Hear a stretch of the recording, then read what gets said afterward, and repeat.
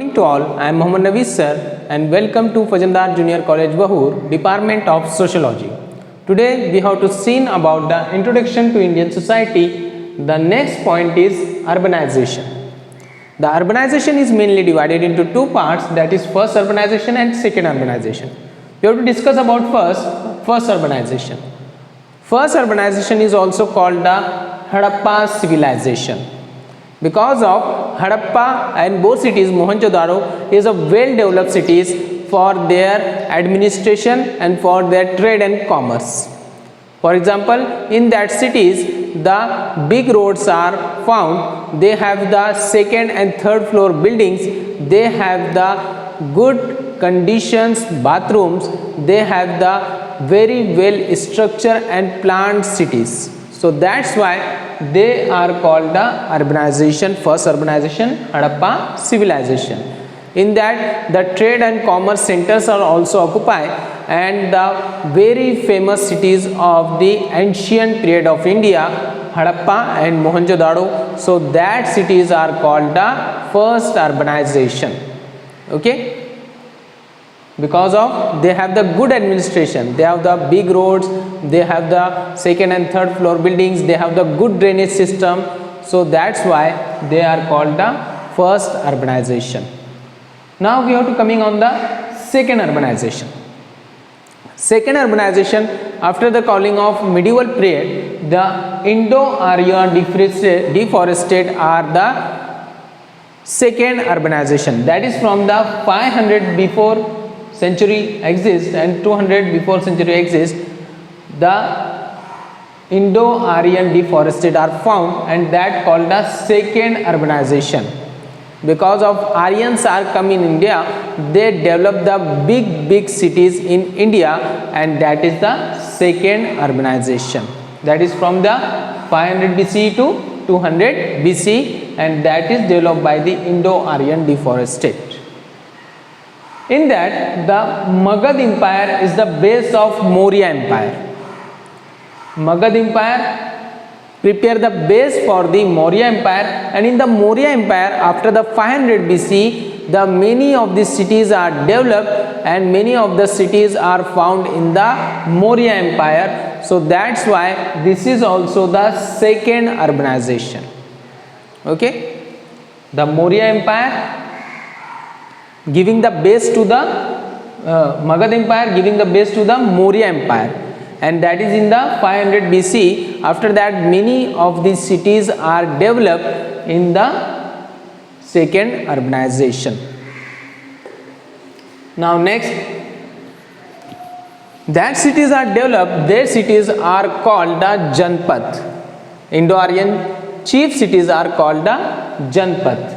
You have to remember that the question is asked for that. Indo-Aryan chief cities are called dash dash. You have to write in the exam Janpath, and many of the Janpath form a Mahajanpath. Many of the Janpath form a Mahajanpath. For example, we have to taking the example of Janpath and Mahajanpath. We have to see in the metro cities and cities. We have to see that the Mumbai is a metro city, but they are formed by the many of the cities. The Dadar is different cities, Kurla is different cities, and many of the cities making them and form the metro city of Mumbai. So that's why we have to say that the many of the Janpath made to each other, and they form the Mahajanpath. Okay. The cities are called the Janpath, and many of the cities are formed together. They are become the Mahajanpath. Now next is, in ancient and medieval period, there are 16 Mahajanpath. How many Janpaths are found in medieval period? Ancient and medieval period, 16 Mahajanpath. Okay, and this from Afghanistan to West Bengal and Maharashtra. That is very large area covered by this Mahajanpath. That is from the Afghanistan to West Bengal, from west to east, and that is Maharashtra. In Maharashtra also many of the Mahajanpaths are found. So there question is asked that in ancient and medieval period there are dash dash Mahajanpad. How many? 16 Mahajanpad, and that is from dash dash to dash dash Afghanistan to West Bengal. Now these cities are famous for administration and trade. These cities are famous for the administration, means the very well occupied structure and the very well facilities are available. That cities are available in the cities, that facilities and that administrations are available in Mahajanpad, that is famous for administration, and that is also famous for trade and commerce. The various types of trade are formed in the Mahajanpad, and that is from east to west. That is a very long area covered by that Mahajanpad. Okay, clear that? Now for Urdu. हिंदुस्तानी समाज का तारुफ, जिसमें आज हम देखने जा रहे हैं शहरियाना।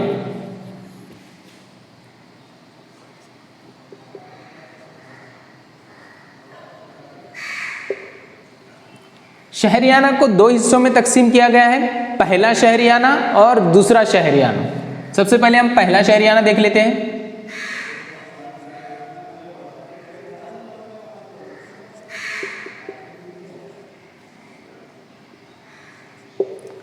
पहला शहरियाना हड़प्पा को कहा जाता है।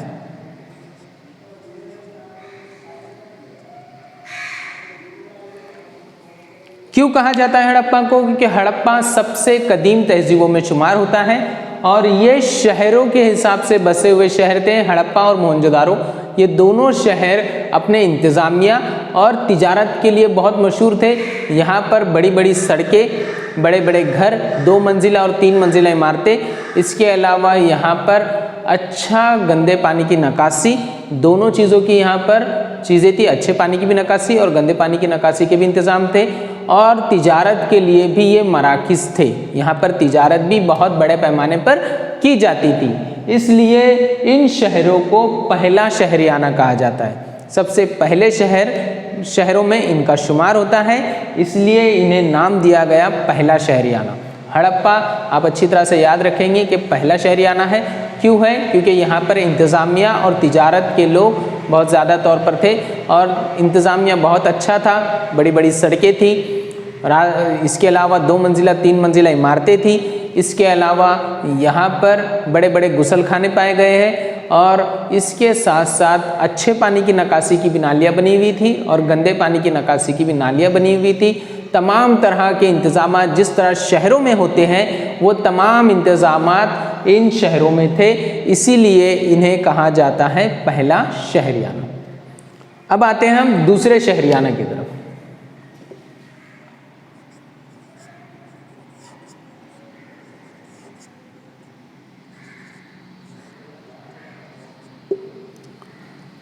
दूसरा शहरियाना ये जो है, ये हिंदू आर्याई लोगों की वजह से बना।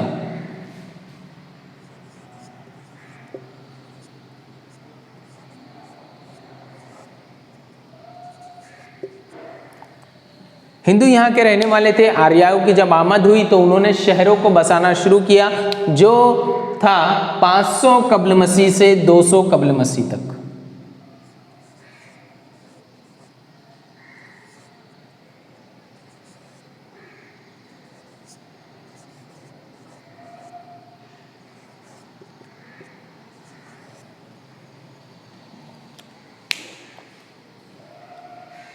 जो दूसरा शहरियाना है, ये से पाया जाता है 500 कब्ल मसीह से 200 कब्ल मसीह तक। बसाया कि इन्होंने हिंदू आर्याई दोनों लोगों ने मिलकर इसे बसाना शुरू किया, और इसीलिए क्योंकि यहाँ पर बहुत बड़े बड़े शहर वाक़ हो गए थे, इस वजह से इसे दूसरा शहरियाना कहा जाता है। इसके बाद मगध जो सल्तनत थी, इन्होंने तख्ता या जिसे कहेंगे हम बेस बनाना शुरू किया मौर्य सल्तनत का।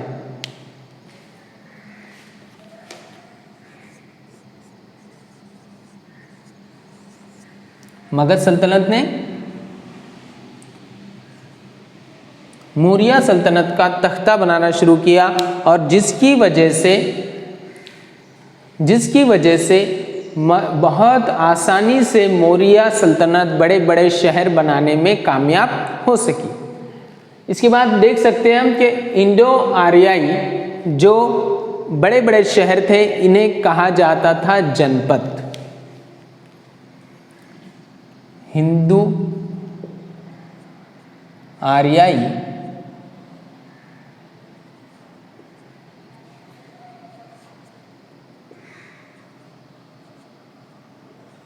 शहरों को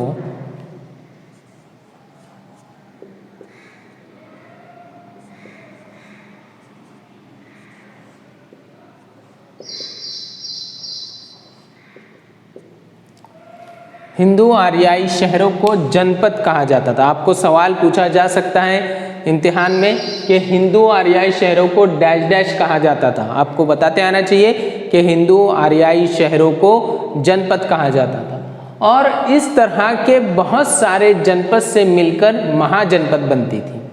उन्हें क्या कहा जाता था? महाजनपद।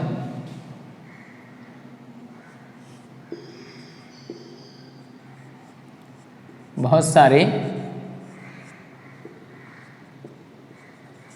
जनपद से मिलकर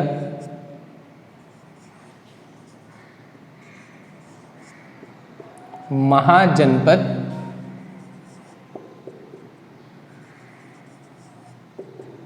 बनती थी।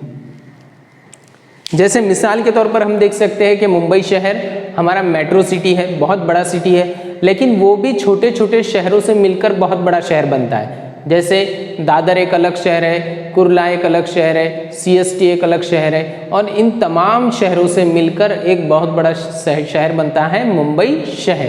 तो वैसे ही छोटे छोटे जनपद से मिलकर बड़ा जो बनता था उसे कहते थे महाजनपद। ये सवाल भी आपको पूछा जा सकता है कि बहुत सारे जनपद से मिलकर डैश डैश बनता था, क्या बनता था? महाजनपद। अब दौरे वस्ता में ऐसे 16 महाजनपद थे। कितने? 16 महाजनपद पाए जाते थे जो अफगानिस्तान से लेकर पश्चिम बंगाल तक फैले हुए थे, वेस्ट बंगाल तक फैले हुए थे और महाराष्ट्र में भी इनके कुछ महाजनपद पाए गए हैं। तो हमें सवाल आ सकता है कि दौरे वस्ता में या दौरे कदीम में कितने महाजनपद पाए जाते थे? 16 महाजनपद पाए जाते थे और ये कहाँ से कहाँ तक फैले हुए थे? ये अफगानिस्तान से वेस्ट बंगाल तक और महाराष्ट्र के इलाकों में फैले हुए थे। और ये जो शहर थे ये किस लिए मशहूर थे? उनके इंतज़ामिया और तिजारत के लिए।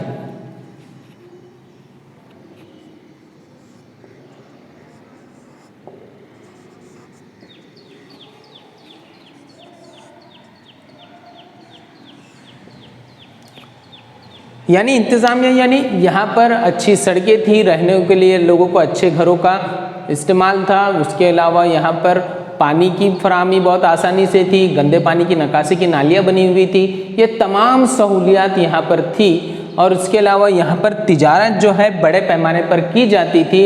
इसीलिए ये शहर ज़्यादातर मशहूर थे उनके इंतज़ामिया और उनकी तिजारत के लिए। और ये शहर मशरिक़ से लेके मगरिब तक फैले हुए थे। बहुत 16 बड़े बड़े शहर बहुत बड़ी बात है, इसलिए ये जो शहर थे ये मशरिक़ से लेके मगरिब तक फैले हुए थे।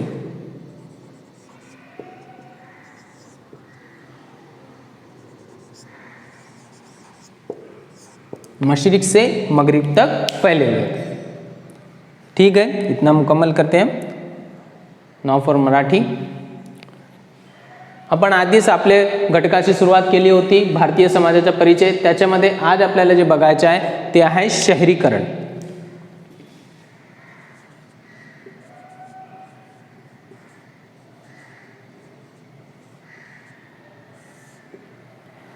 शहरीकरण हे 2 भागामध्ये विभागला गेलेला आहे।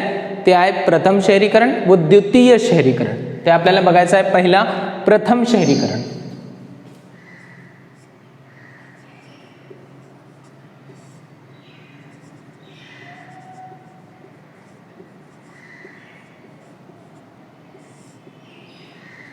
प्रथम शहरीकरण हे हडप्पा,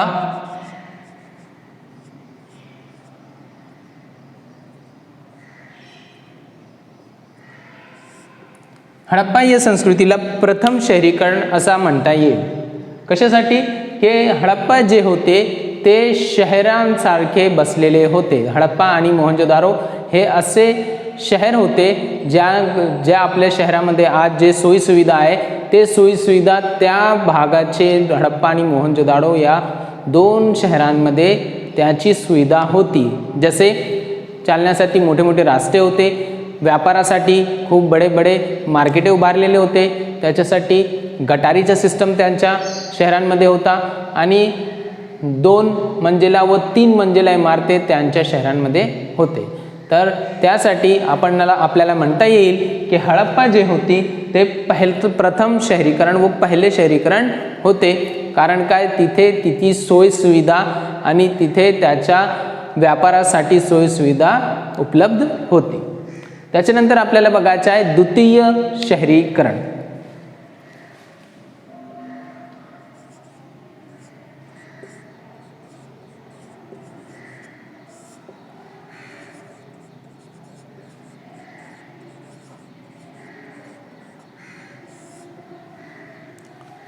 द्वितीय शहरीकरण आपल्याला हिंदू आर्यन याला म्हणता येईल. हे जे होता ते 500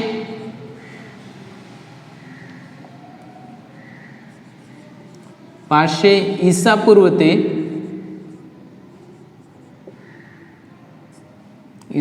ते 200 ईसापूर्व या कालावधी मध्ये होते. आता आपण बोलू शकता की द्वितीय शहरीकरण जे होता ते हिंदू आर्यन या कालावधीला आपल्याला म्हणता येईल द्वितीय शहरीकरण. आणि हे जे त्याची कालावधी दिलेली आहे ते आहे 500 ईसापूर्व ते 200 ईसापूर्व. आता त्याच्यानंतर मगध साम्राज्य होता, त्यांनी मौर्य साम्राज्याचा पाया रचण्यासाठी खूप मदत केली. मगध साम्राज्य जे होता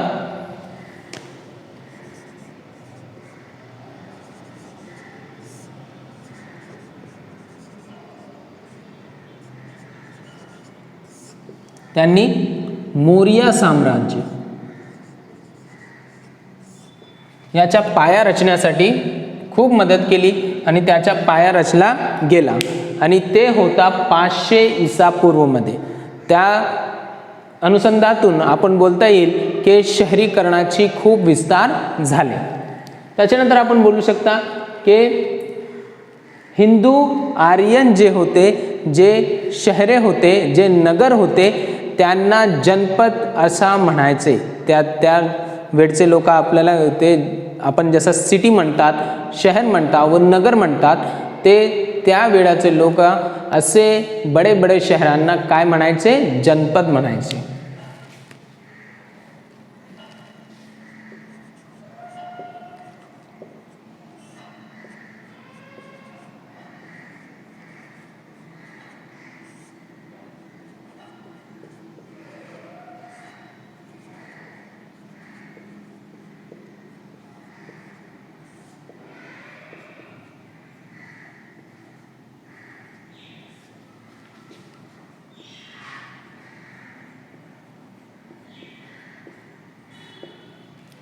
जनपद म्हणायचे. तर असे जे शहरे होते, जे नगर होते, ते त्या हिंदू आर्यन लोक त्यांना काय म्हणायचे? जनपद. आणि असे खूप जनपद मिळून काय बनायचा? महाजनपद बनायचा. असे खूप जनपद मिळून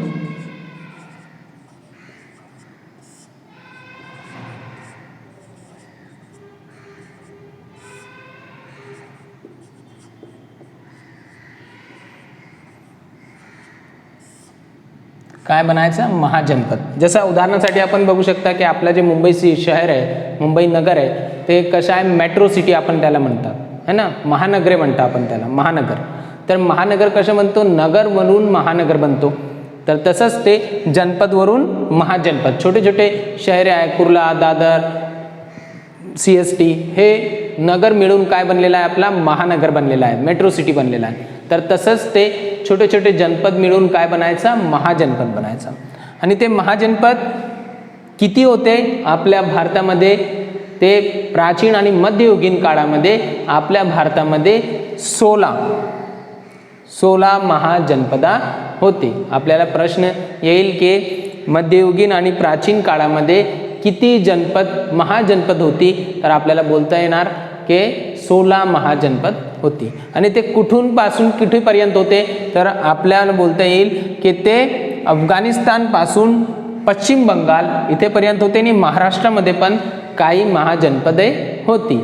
तर हे लक्षात ठेवा की आपल्या भारतामध्ये मध्ययुगीन आणि प्राचीन काळामध्ये 16 महाजनपदा होती आणि ते अफगाणिस्तान ते वेस्ट बेंगॉल व पश्चिम बंगाल आणि महाराष्ट्र हे राज्यामध्ये होती. हे महाजनपद जे होती ते त्यांच्या प्रशासन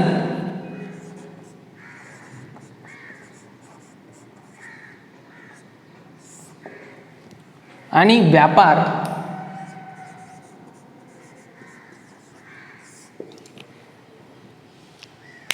यासाठी खूप अस्तित्वात आली. ते प्रशासन तिथे खूप चांगल्या पद्धतीचा होता. तिथे शहरांसाठी सोयीसुविधा खूप आरामात उपलब्ध होती आणि प्रशासन खूप चांगला होता. ते त्यांची सोय देण्याचे कार्य ते महाजनपद करायचे. आणि त्याच्यानंतर तिथे व्यापारचा खूप मोठा एक शहर बनलेले होते. ते व्यापार ते मोठ्या पद्धतीने त्या शहरामध्ये व्हायचा. तर त्यासाठी ते पण आपण बोलता येईल की त्या फेमस होते. आणि त्याच्यानंतर हे जे महाजनपद होते ते पश्चिम पासून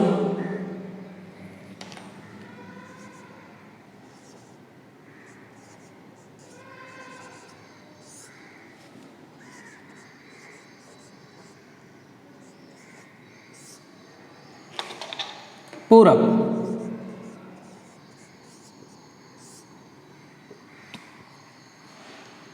पश्चिम पासून पूरब पर्यंत हे शहर खूप मोठे मोठे शहर पसरलेले होते. तर हे आपला झाला शहरीकरण. तर इथेच आपण संपत आहोत. धन्यवाद.